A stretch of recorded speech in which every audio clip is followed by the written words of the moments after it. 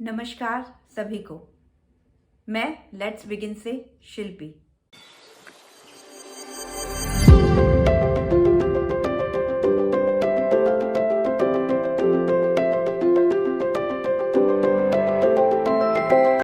आप सोच रहे होंगे आज शिल्पी कौन सी किताब लेकर आई हैं। आज मैं किताब तो लेकर आई हूँ, बट एक इंटरेस्टिंग कहानी भी है उस किताब के पीछे। मेरी दो प्यारी बेटियां हैं जो अक्सर रात में मुझे कहानी सुनाने के लिए जिद करती हैं। तो उन्हीं की कबर्ड से मैंने एक किताब निकाली। वो किताब मेरे हस्बैंड अक्षरधाम मंदिर से लेकर आए थे। बच्चों को भी रीडिंग की आदत है, तो वो इस तरीके की चीज़ें ढूंढते रहते हैं। उस किताब का नाम है value stories for children and teenagers. आपको लगेगा आज बच्चों की स्टोरी सुनाने वाले हैं। है तो ये बच्चों की स्टोरी में से, लेकिन इसमें कुछ ऐसी बातें मैंने देखी जो मुझे बहुत इंटरेस्टिंग लगी और मुझे लगा कि आज कुछ ये शेयर करना चाहिए आप लोगों के साथ। इस किताब में से मैंने एक स्टोरी चुनी और सुनाना शुरू किया। उस स्टोरी का टाइटल था हाउ टू बी सक्सेसफुल।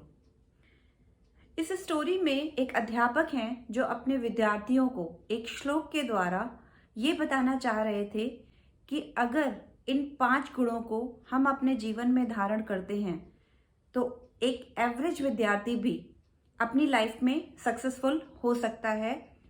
तो सबसे पहले वो श्लोक सुनाना चाहूंगी मैं आपको। काक चेष्टा बको ध्यानम स्वान निद्रा तथैव च अल्पहारी गृह त्यागी विद्यार्थी पंच लक्षणम। शायद फ्रेंड्स ये श्लोक आपने पहले सुना हुआ होगा। इस श्लोक में जो विद्यार्थी के 5 लक्षणों की बात अध्यापक जी ने बताई है और 5 गुणों को धारण करने के लिए एक विद्यार्थी को कहा गया है, वो बहुत अच्छा लगा। यूं तो ये कहानी एक विद्यार्थी के जीवन पर आधारित है, पर मुझे लगा कि ये हर उस व्यक्ति के लिए है जो जीवन में कुछ पाना चाहता है, जिसके जीवन का कोई लक्ष्य है। अगर वो इन 5 गुणों को धारण करता है तो वो जीवन में हर मंजिल पर पहुंच सकता है। अध्यापक ने इस श्लोक का अर्थ समझाते हुए आगे बताया।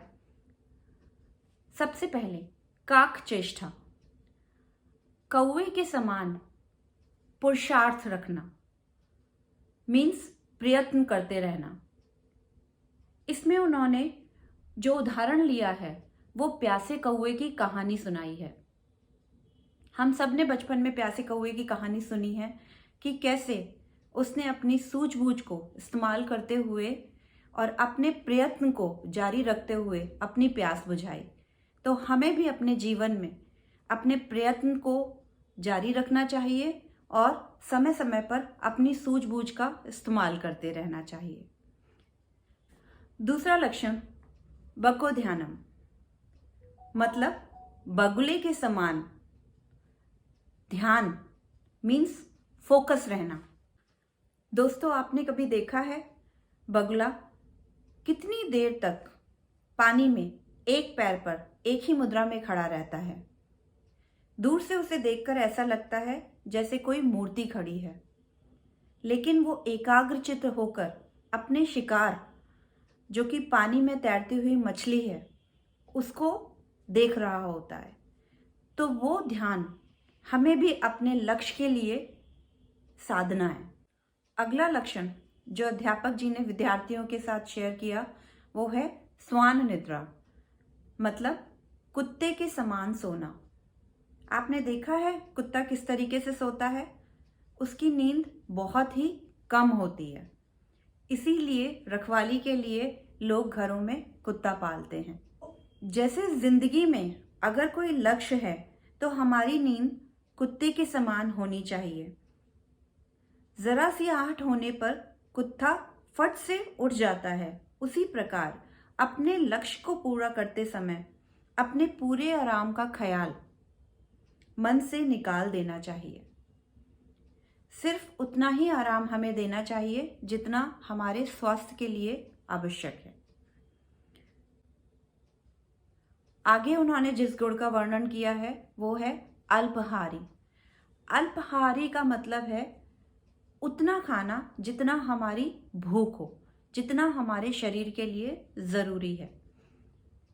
क्योंकि ज़्यादा खाने से हम आलस्य की ओर अग्रसर हो जाते हैं, हमारे शरीर में आलस बढ़ने लगता है, और जब आलस आता है तो हम अपनी चीज़ों को छोड़ने लगते हैं। तो इसलिए हमें कम खाना चाहिए या उतना खाना चाहिए जितनी भूख हो। जिस पांचवें लक्षण की उन्होंने बात की है वो है गृह त्यागी। गृह त्यागी का मतलब ये नहीं कि जंगल में जाके बसना है। गृह त्यागी का मतलब ये है कि हर उस चीज़ को अपने से अलग करना जो हमारा ध्यान भटका रही हो। जैसे कि अगर मैं विद्यार्थियों के लिए बात करूं तो टीवी जो डिस्ट्रैक्ट करता है, या फिर दोस्तों के साथ ऐसे ही खाली टहलना, या फिर मोबाइल फ़ोन। इन चीज़ों से हमें अपने आप को दूर रखना है। तो बस यही 5 लक्षण अध्यापक जी ने अपने विद्यार्थियों को समझाए।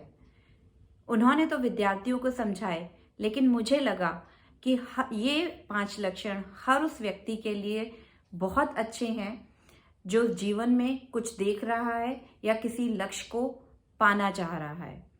अनजाने में बच्चों की गई फरमाइश ने मुझे भी लाइफ की बहुत बड़ी सीख सिखाई। और आखिरी में एक छोटी सी बात के साथ ये वीडियो खत्म करना चाहूँगी। परिंदों को मिलेगी मंजिल एक दिन, ये फैले हुए उनके पर बोलते हैं, और वही लोग रहते हैं खामोश अक्सर, ज़माने में जिनके हुनर बोलते। अगर आपको मेरा वीडियो अच्छा लगा हो तो please like and subscribe my channel. अगले हफ्ते फिर मिलेंगे एक नई कहानी या किताब के साथ। Thank you.